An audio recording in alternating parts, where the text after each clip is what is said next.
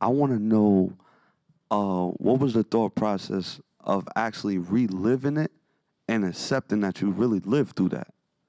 You know, because not a lot of people get that chance to relive it and then accept it and live a regular life. You know, so I want to know what was the process behind that.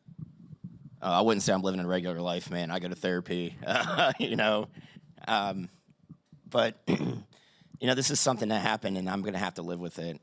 And you know, I when I got home, you know, I circled the drain. Like honestly, I tried to kill myself. I was drinking heavily.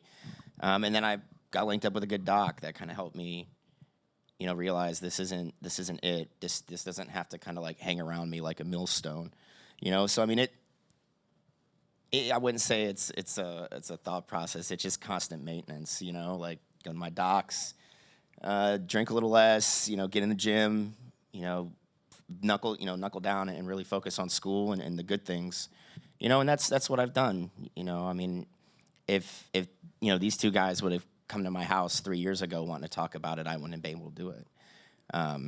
You know, but I'm in a good spot now. So, I mean, it's like I said, just constant maintenance. You know, stay on top of it. So I wasn't in Mike's platoon, but I was in Zari District, I think 2 years before they got there, and I helped set the conditions for, you know, what they found themselves in when they were there. It was a little bit more peaceful when we first got to Zari, and by the end of our deployment, it was just mayhem.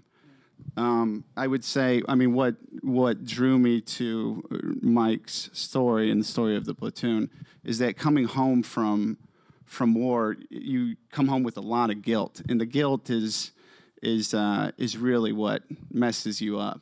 And to come home from war and also to have served in a platoon that intentionally killed civilians, like I can't imagine what that would be like, because it's hard enough, you know, without that weighing on your shoulders.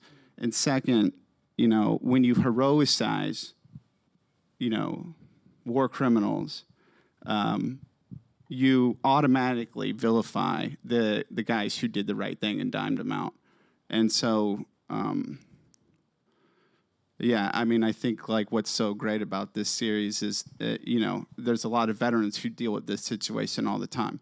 I mean, Clint got caught, but there was, you know, a lot of civilians got killed over there, and you know, we're all, and so turning and facing it, I think, is ultimately the solution, because, you know, I for one tried to run from this stuff, and then had a nervous breakdown last year, and so.